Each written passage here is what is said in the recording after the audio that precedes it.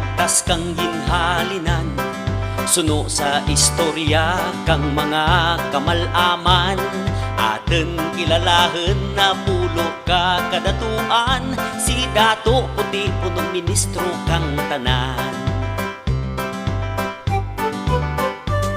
Isla kang aninipay, andang gindungkaan, isla kang panay, katyaren anangaran.